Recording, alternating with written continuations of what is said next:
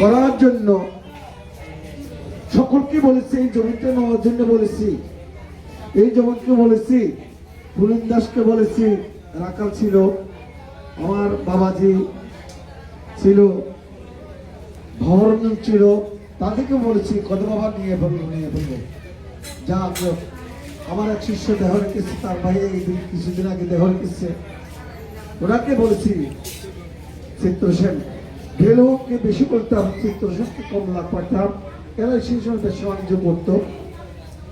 তাই যাই হোক, আমার কোনো জন্ম স্বীকৃতি, আমার ছেলে সন্তানের গ্রামে জন্মাইছে, একটা মন্দির করার জন্য, একটা জায়গা লওয়ার জন্য আমাকে দর্শন দিয়েছে আমার পূর্বজের।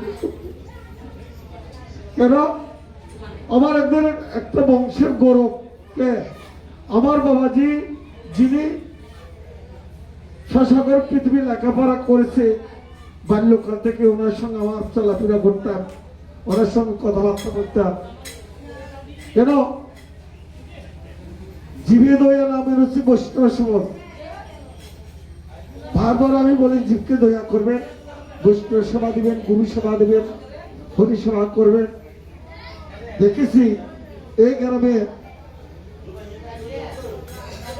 ধীরেন্দ্র বাবা সন্ধানী করত, মল্লালাল ভাবে সন্ধান করত, আর কোন ভক্ত একটু সন্ধানী পর্যন্ত করতো না। আমি বাল্য জীবনে যা দেখেছি, সেই সময় আমার বয়স ছিল 19 বছর, আমি বিয়ে শাদী করিনি। তাই ওদের সঙ্গে কথাবার্তা বলতাম, কৃষ্ণ ভক্ত লাগে, কৃষ্ণ ভক্ত বললে একটু আনন্দ, প্রেম, ভক্তি উদয় হয়। একজনের সঙ্গে চলাফেরা করলে ভক্তি উদয় হয়।